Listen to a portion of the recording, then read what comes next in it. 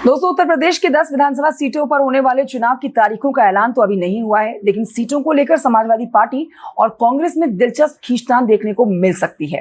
खासकर हरियाणा विधानसभा चुनाव में इंडिया गठबंधन के तहत एक भी सीट न मिलने के बावजूद समाजवादी पार्टी कांग्रेस को समर्थन कर रही है। लेकिन सवाल ये है कि क्या उत्तर प्रदेश विधानसभा उपचुनाव में लोकसभा की तरह ही दोनों पार्टियां गठबंधन के साथ मैदान में उतरेंगे?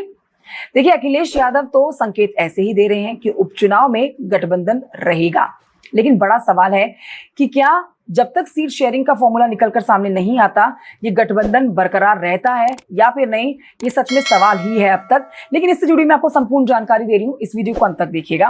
नमस्कार, आपके साथ मैं हूँ कंचन डोगरा। देखिए, अगर दोनों पार्टियों में गठबंधन होता है तो कांग्रेस को कितनी सीटें मिलेंगी, ये सवाल है। हालांकि कांग्रेस की तरफ से 5 सीटों पर दावेदारी की जा रही है, जबकि समाजवादी पार्टी ने 6 सीटों पर प्रभारियों की घोषणा करके संकेत दे दिए हैं कि वो इन सीटों पर चुनाव लड़ रही है। लेकिन कहा यह भी जा रहा है कि समाजवादी पार्टी महाराष्ट्र में पार्टी को मिलने वाली सीटों के आधार पर यूपी में भी सीट शेयरिंग का फॉर्मूला तय करेगी, यानी कि महाराष्ट्र के फॉर्मूले पर ही उत्तर प्रदेश में उपचुनाव में सीट बंटवारा होगा। कांग्रेस क्या डिमांड कर रही है, दोस्तों आपके लिए जानना बहुत जरूरी है, क्योंकि अब तक सीट शेयरिंग का फॉर्मूला सामने नहीं आया है। तो जानिए कांग्रेस क्या मांग रही है। कांग्रेस के प्रदेश अध्यक्ष हैं अजय राय, जिन्होंने कहा है कि 10 सीटों के लिए ना इंडिया गठबंधन पूरी तरह से पूरे जोर शोर के साथ तैयारी कर रही है। हमारी तरफ से यानी कि कांग्रेस की तरफ से 5 सीटों की डिमांड की गई है, जिस पर बीजेपी और एनडीए ने जीत हासिल की थी। अब इस संबंध में प्रस्ताव भी शीर्ष नेतृत्व को भेजा जा चुका है। आखिरी फैसला दोनों दलों के शीर्ष नेतृत्व को ही लेना है।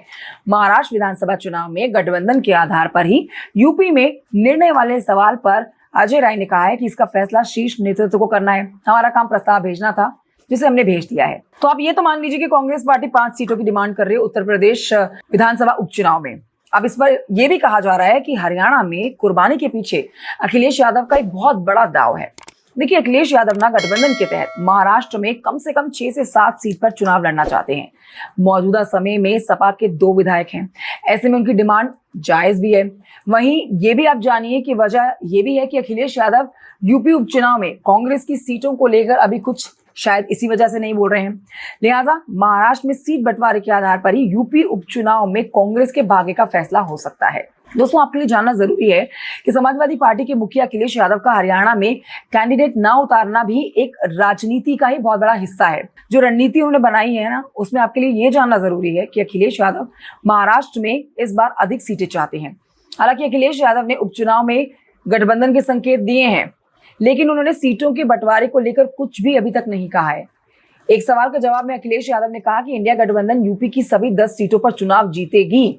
अखिलेश ने कहा कि पीडीए की रणनीति से बीजेपी फिर चुनाव हारेगी। तो मतलब ये कि क्या 10 की 10 सीटों पर समाजवादी पार्टी ही उपचुनाव में अपने कैंडिडेट उतारेगी, या फिर जो डिमांड कांग्रेस की तरफ से की जा रही है 5 सीटों की, 5 सीटें या थोड़ी कम की गुंजाइश यहाँ पर कांग्रेस पार्टी के लिए समाजवादी पार्टी देती है।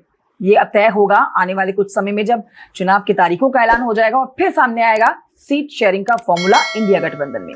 कमेंट करके बताइएगा दोस्तों, जानकारी कैसी लगी आपको। इस तरह की जानकारी मैं आप तक पहुंचाती रहूंगी। वीडियो अच्छा लगे तो लाइक कर सकते हैं, चैनल को आप सब्सक्राइब भी कर सकते हैं। जय हिंद।